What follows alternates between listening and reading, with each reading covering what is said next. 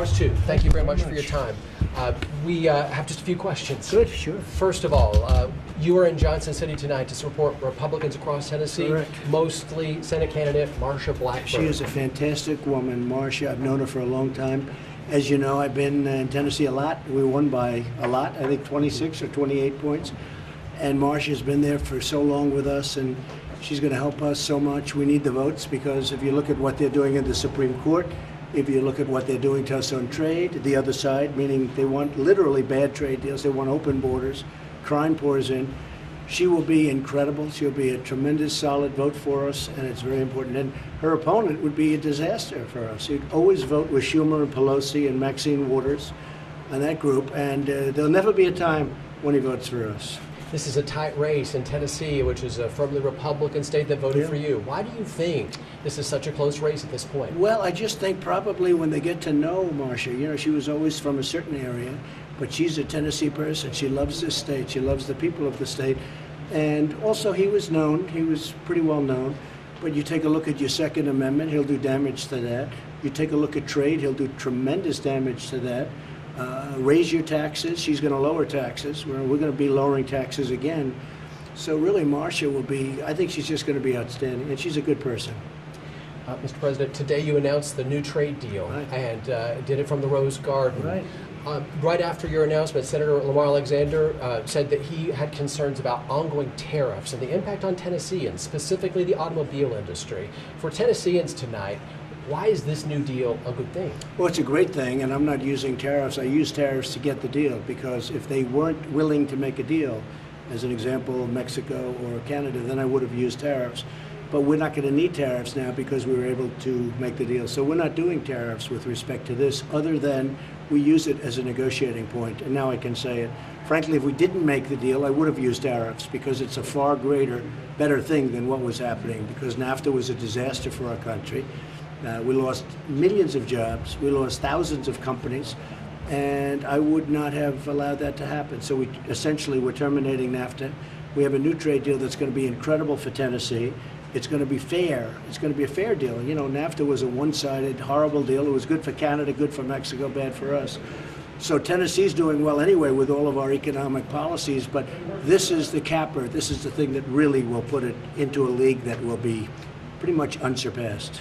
You spoke very vehemently in support of Judge Brett Kavanaugh today in the White House Rose Garden.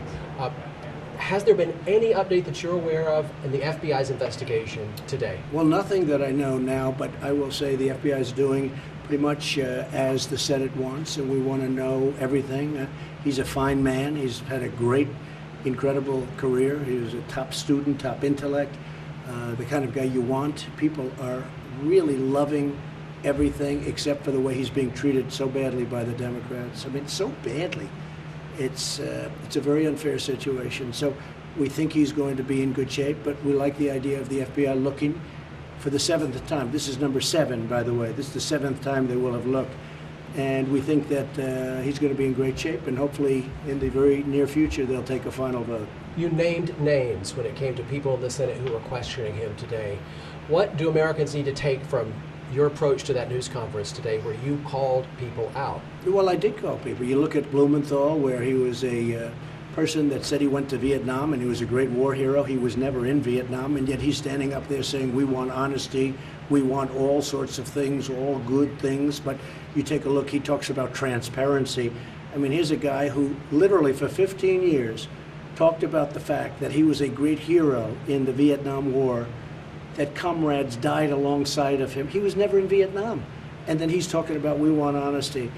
Cory Booker, who was a disgraceful mayor at Newark, New Jersey, he ran it into the ground. And take a look what he said when he wrote stories when he was in high school and college about his relationship to women. Just take a look at what he said. You know what I'm talking about. Or take Dianne Feinstein, where she holds this letter and everything, all information. She holds it till after everything's finished, and then she brings it into the last moment, and then they complain they need more time. This is dishonest stuff.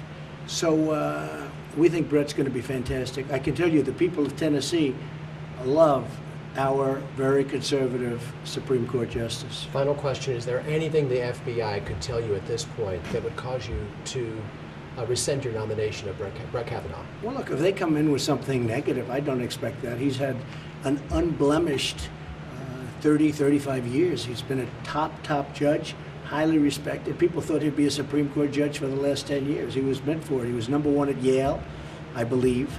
He was #1 at Yale Law School, or right up there. I think he was actually #1. And he's a great student. He's a I feel he's a very compassionate guy. What they did to him and what they did to his family, what they did to his daughters, the things they said, it's just a disgrace. And they shouldn't be allowed to get away with it. Do you have any idea when you'll hear the results of the investigation? I think pretty soon. I think it's going to move along quickly. We want to move it along quickly. They want to take a vote and hopefully get him approved. We did Neil Gorsuch, and that was tough, but not like this. Nothing's been like this. Nobody's ever seen anything. This is just people that want to obstruct the Democrats. They want to obstruct. They want to resist. They run on resist. Just resist. They resist everything. And there are a lot of bad people. When you look at what they did and what they're doing to that family of a man who's a highly distinguished man who's had a tremendous career, it's very sad, actually.